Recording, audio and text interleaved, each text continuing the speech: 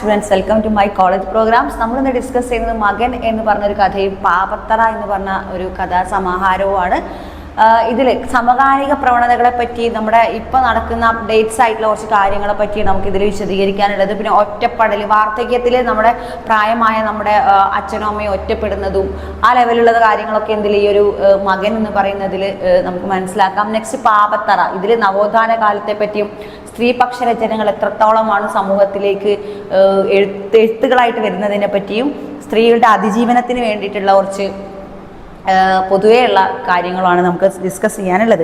ഇതിൽ മകൻ എന്ന് പറയുന്നത് എഴുതിയത് ആരാണെന്ന് വെച്ചാൽ ടി പത്മനാഭനാണ് മകൻ എന്ന കഥ എഴുതിയത്. പത്മനാഭനെ പറ്റി നിങ്ങൾക്കൊക്കെ അറിയായിരിക്കും അല്ലേ? പിന്നെ മലയാള കഥയുടെ സമകാലിക കാൽപ്പനിക പ്രവണതകളെ പരിചയപ്പെടുത്തുന്നതാണ് ടി പത്മനാഭന്റെ കഥാപ്രപഞ്ചത്തെ വെളിവാക്കുന്നു. ആധുനിക ചെറുകഥ കാലഘട്ടത്തിലും നവ കാൽപ്പനികമായി വേറിട്ട് നിന്ന ടി പത്മനാഭന്റെ രചനാരീതിയുടെ പ്രത്യേകതകളും ഇവിടെ ചർച്ച ചെയ്യുന്നു. ഒറ്റപ്പെടൽ, അസ്തിത്വ ദുഃഖം, മാറി മാറി വരുന്ന അവസ്ഥകളുടെ കലഹിക്കൽ, പുതുതലമുറയുടെ ശ്രദ്ധയില്ലായ്മ, പ്രതിബദ്ധതയില്ലായ്മ, പിന്നെ ആ പ്രതിബദ്ധത എന്ന ഒരു ഉത്തരവാദിത്തമില്ലായ്മ, അതിനൊക്കെ പറ്റിയൊക്കെ ഇതിൽ പറയുന്നുണ്ട്. പിന്നെ ഒറ്റപ്പെടുന്ന വാർദ്ധക്യപ്പറ്റി, മാതാപിതാക്കളുടെ വേദന അല്ലേ, ഒറ്റപ്പെടുന്ന വാർദ്ധക്യം, മാതാപിതാക്കളുടെ വേദന, സമകാലിക പ്രവണതകളൊക്കെ മകൻ എന്ന കഥയിൽ ആവിഷ്കരിക്കുന്നു. ഇതിൽ വൃദ്ധസദനങ്ങൾ ഏറി വരുന്ന ഈ കാലഘട്ടത്തിൽ ചെയ്യപ്പെടേണ്ട ഈ വിഷയത്തിൽ മകൻ എന്ന ഈ കഥയ്ക്ക് ആധാരം. ഇതിന് അണുകുടുംബങ്ങളിൽ നിന്ന് വയസ്സായ മാതാപിതാക്കൾക്ക് അണുകുടുംബങ്ങളിൽ ഉണ്ടാകുന്ന അണുകുടുംബങ്ങൾ എന്ന് പറഞ്ഞാൽ അച്ഛൻ, അമ്മ, കുട്ടി അല്ലേ. ഇതിൽ അവസാനം വയസ്സായ മാതാപിതാക്കളെ വേണ്ടാത്തൊരവസ്ഥ വരും. അപ്പോൾ എന്ത് വൃദ്ധസദനത്ത് കൊണ്ടാക്കും. അപ്പോൾ അവൻ അനുഭവിക്കുന്ന വേദന കറക്റ്റായിട്ട് ഇതിൽ പറഞ്ഞിട്ടുണ്ട്.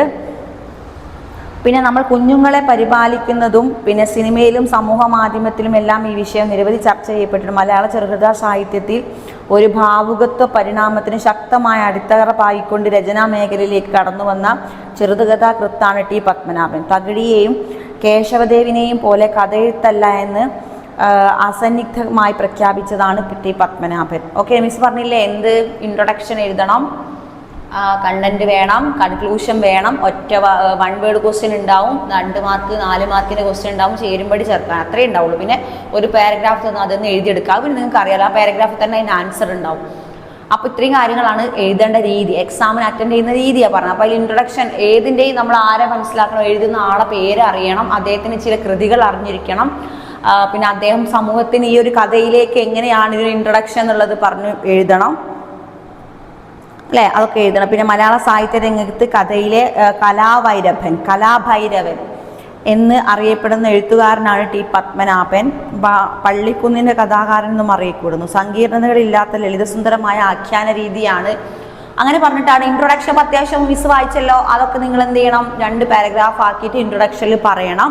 നെക്സ്റ്റ് നിങ്ങൾ എഴുതേണ്ടത് കണ്ടന്റ് ആണ്. കണ്ടന്റ് കൃതികൾ കുറച്ച് കൊടുക്കണം അല്ലേ, അദ്ദേഹത്തിന് ഇതായ കൃതികൾ പേര് ജസ്റ്റ് ഒന്ന് എഴുതി വെക്കുക, ഓർമ്മയിൽ വെക്കുക. ഏതൊക്കെയാ കൃതികൾ? പ്രധാനപ്പെട്ട കൃതികൾ: പ്രകാശം പരത്തുന്ന പെൺകുട്ടി, ഗൗരി, കടൽ, മകൻ സിംഗിന്റെ മരണം, സാക്ഷി, നളിനകാന്തി, കടയല്ലൂരിലെ സ്ത്രീ, കത്തുന്ന പിന്നെ രഥചക്രം, പിന്നെന്താണ് മരയ, കത്തുന്ന രഥചക്രം, മരയ, ഗൗരി, ഇതൊക്കെ തന്നെയാണ് അദ്ദേഹത്തിന്റെ പ്രധാനപ്പെട്ട കഥകൾ എന്നൊക്കെ പറഞ്ഞിട്ട് ഇൻട്രൊഡക്ഷൻ കൊടുക്കുക. നെക്സ്റ്റ് നമ്മളെ കണ്ടന്റ് ആണ് കഥയായിട്ട് എഴുതേണ്ടത്. ആ കഥ നിങ്ങൾക്ക് മനസ്സിലാവണം. മിസ് ഒന്ന് വായിക്കാം. എന്താണ് കഥ?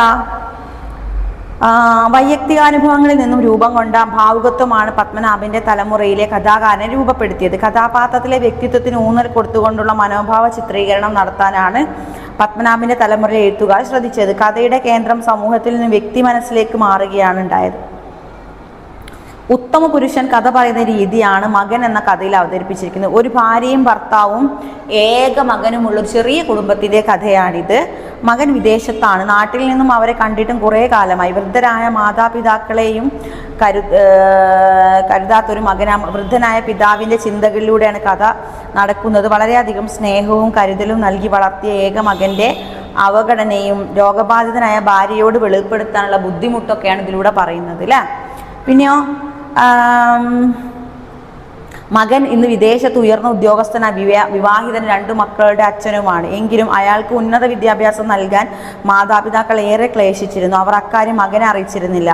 പിന്നീട് വിദ്യാഭ്യാസ ശേഷം ഉന്നത ഉദ്യോഗസ്ഥനായ മകൻ്റെ അടുത്ത് മകന് അച്ഛനിൽ നിന്നും അകന്നു പോവുകയാണ് ചെയ്യുന്നത്. അവസാനം തൻ്റെ അതിസമ്പന്നനായി മാറുകയാണ് മകൻ, അല്ലേ? ലളിത ജീവിതം നയിച്ചു വരുന്ന സ്കൂൾ മാസ്റ്ററായ ഗ്രാമീണ പിതാവിന് മകൻ്റെ ഭാര്യാഗൃഹത്തിലേക്ക് കൊണ്ടുപോയി നോക്കുകയാണ് ഈ മകൻ. അത് ആർക്കും ഇഷ്ടപ്പെടുന്നില്ല, ഈ അച്ഛൻ ഇഷ്ടപ്പെടുന്നില്ല. ക്രമേണ മകൻ അച്ഛനമ്മമാരിൽ നിന്ന് അകലം കൂടിക്കൂടി വന്നു. സമ്പർക്കം കുറഞ്ഞു വന്നു. എന്നിട്ട് ആ സമ്പർക്കം കുറയുമ്പോൾ തന്നെ സ്നേഹത്തിൻ്റെ ഒരു കുറവാണ് അവിടെ കാണുന്നത്.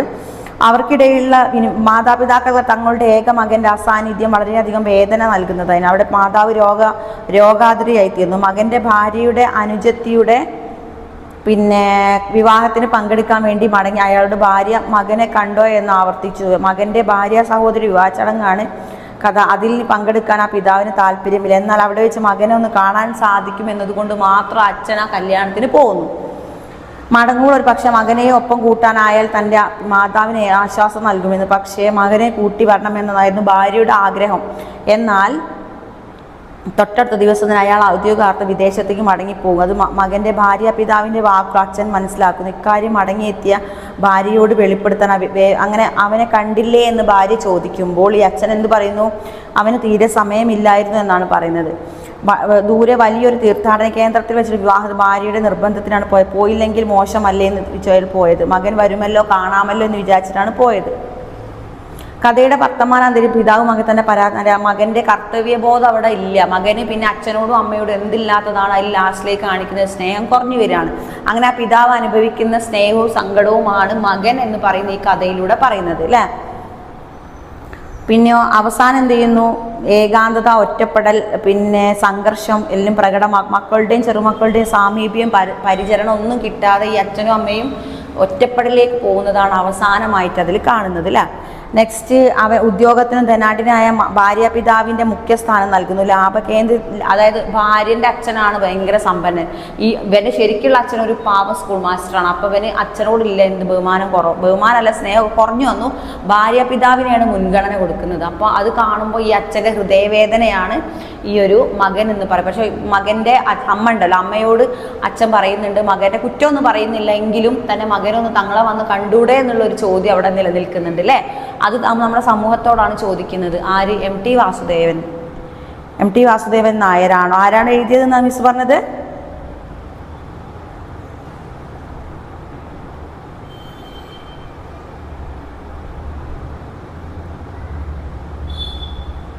ടി പത്മനാഭൻ, അല്ലേ? ടി പത്മനാഭൻ അത് എഴുതിയ. നെക്സ്റ്റ് നമുക്ക് പഠിക്കാനുള്ളത് പാപത്തറ.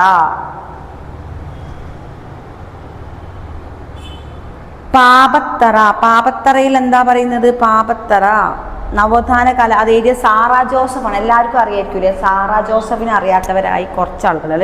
നവോത്ഥാന കലാകാരുടെ കാലം മുതൽ വർത്തമാന കാലം വരെ സ്ത്രീപക്ഷ രചനകളെ കുറിച്ച് പറയുന്ന ആളാണ് നമ്മുടെ ആര്? സാറാ ജോസഫ്, അല്ലേ? മലയാള സാഹിത്യത്തിൽ ആധുനികതയുടെ കാലഘട്ട പ്രധാന സാഹിത്യ പ്രവണതകളിൽ ഒന്നാണ് പെണ്ണെഴുത്ത്. സ്ത്രീ നേരിടുന്ന പ്രശ്നങ്ങളാണ് സാറാ ജോസഫ് ഈ ഒരു ഇതിലൂടെ പറയുന്നത്. ഇതിൽ പ്രധാനമായും നവോത്ഥാനങ്ങളുടെ കാലം, സ്ത്രീപക്ഷ രചന, സ്ത്രീകളുടെ അതിജീവന കഥയാണ് ഇതിലൂടെ. അപ്പോൾ ഇതൊരു ഇൻട്രൊഡക്ഷൻ ആണ് മിസ് പറയുന്നത്. പിന്നെ അങ്ങനെയുള്ള പറയാം സാറാ ജോസഫ് ഒരു സാഹിത്യകാരി എന്നതിലുപരി കേരളത്തിലെ ഫെമിനിസ്റ്റ് പ്രസ്ഥാനത്തിൻ്റെ സംഘാടകയും പ്രവർത്തകയുമാണ്. പിന്നെയോ കേരളത്തിലെ ഫെമിനിസ്റ്റ് പ്രസ്ഥാനത്തിന് മുൻനിര പ്രവർത്തകയായ സാറാ ജോസ് സ്ത്രീകൾക്കായുള്ള മാനുഷി എന്ന സംഘടനയുടെ സ്ഥാപകയുമാണ്. അവരുടെ കഥകൾ മലയാളത്തിലെ ഫെമിനിസ്റ്റ് കഥാ സാഹിത്യത്തിന് മാതൃകളായി തീരുന്നു. സാറാ ജോസഫിൻ്റെ രചനകൾ കഥാലോകത്ത് പുതിയൊരു സംവേദന തലം സൃഷ്ടിച്ചവയാണ്. ഇതിനു പുറമെ അധീശവർഗ മൂല്യങ്ങളോട് സമരം ചെയ്യുക, മൂല്യങ്ങളുടെയും ജീവിതത്തെയും പൊളിച്ചെഴുതുക തുടങ്ങിയ വീക്ഷണം മുന്നോട്ട് വെച്ച സ്ത്രീയുടെ സത്വസംഘർഷങ്ങളും ഇതിന് കാരണമായി നിലകൊള്ളുന്ന പുരുഷ മേധാവിത്വ സമൂഹത്തോട് അത്ര വലിയ ബഹുമാനം ആർക്കില്ല? നമ്മുടെ സാറാ ജോസഫിനില്ല. ഓക്കെ. പിന്നെ അത് പ്രധാനപ്പെട്ട കൃതികൾ ഏതൊക്കെയാ? അതേ കൂടെ സമകാലികരായിട്ട് എഴുതിയ ആൾക്കാരാണ് സേതുമാധവൻ, മുകുന്ദനും, ഗ്രേസി, അക്ബർ കക്കട്ടില്, ആഷിത, AVR സുധീഷൊക്കെ. പ്രധാനപ്പെട്ട കൃതികൾ അകലെ, അരികെ, അലാഹയുടെ പെൺമക്കൾ, മനസ്സിൽ നീ മാത്രം, പുതുരാമായണം, ഗണിതം തെറ്റിയ കണക്കുകൾ, കാടിൻ്റെ സംഗീതം, നന്മതിന്മകളുടെ വൃക്ഷം, പാപത്തറ, നിലാവ്, സൂര്യകാന്തി എന്നിവയാണ് പ്രധാനപ്പെട്ട, അല്ലേ? പിന്നെ ഇതിൽ പറയുന്ന പ്രധാന കഥയിൽ എന്താ നോക്കാം നമുക്ക്. സാറാ ജോസഫ് മലയാളത്തിൽ ഏറ്റവും പ്രസിദ്ധമായ സ്ത്രീപക്ഷ രചനയാണ് പാപത്തറ. നിരന്തരം പീഡനങ്ങളും അവഗണനകളും അനുഭവിക്കുന്ന സ്ത്രീകളുടെ സങ്കടങ്ങളാണ് ഇതിലൂടെ പരാമർശിക്കുന്നത്.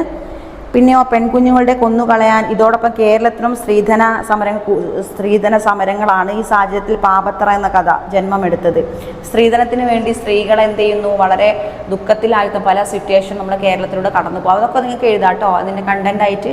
അപ്പോൾ ഇതിനെതിരെ സ്ത്രീകൾ അനുഭവിക്കുന്ന സങ്കടത്തിനും വേദനയ്ക്കും എതിരെയാണ് ഈ ഒരു കഥ പാപത്തറ എന്ന കഥ എഴുതിയത്.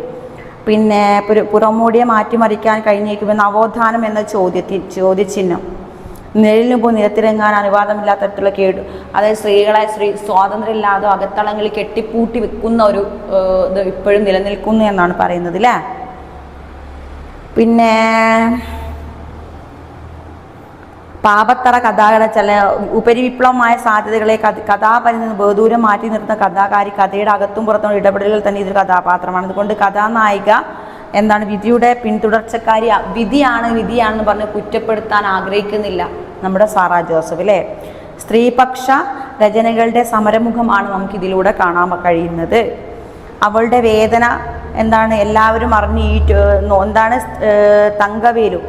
തങ്കവേലു എന്നാണ് ഇതിലെ കഥാപാത്രത്തിൻ്റെ പേര്. തങ്കവേലു രണ്ടാമത്തെ പെൺകുട്ടിയുടെ കാര്യത്തെക്കുറിച്ചുള്ള ലക്ഷ്മിക്കുട്ടി, തങ്കവേലു ഒക്കെ ഇതിലെ കഥാപാത്രങ്ങളാണ്. ലക്ഷ്മിക്കുട്ടി അനുഭവിക്കുന്ന വേദനകളാണ് ഇതിൽ കൂടുതലും എന്ത് ചെയ്യുന്നത്, പരാമർശിക്കുന്നത്. ഓക്കെ, അപ്പോൾ പാപത്തറ മകൻ എന്നീ രണ്ട് കഥയിലും എന്താണ്, ഒന്നിൽ സ്ത്രീ അനുഭവിക്കുന്നതും പിന്നെ ഇതിലെന്താണ് ഒരച്ഛനും അമ്മയും ഒറ്റപ്പെടുക അല്ലേ. വാർദ്ധക്യകാലത്ത് മകൻ നോക്കാതെ ഒരച്ഛനും അമ്മയും ഒറ്റപ്പെടുത്തുന്നതാണ്. ഇതിലാണ് രശ്മിക്കുട്ടി എന്ന കഥാപാത്രമുള്ള സ്ത്രീ അനുഭവിക്കുന്ന വേദന. ഇത് രണ്ടുമാണ് ഇതിൽ ഓരോരോ കണ്ടന്റ്. അത് മനസ്സിലാക്കിയിട്ട് നന്നായിട്ട് നിങ്ങൾ എന്ത് ചെയ്യുക, എസ്സേയും ആസ്വാദനക്കുറിപ്പൊക്കെ പറഞ്ഞ് ഇൻട്രൊഡക്ഷനും കണ്ടന്റും കൺക്ലൂഷനും ഒക്കെ നോക്കിയിട്ട് ചെയ്യാം. ഓക്കെ.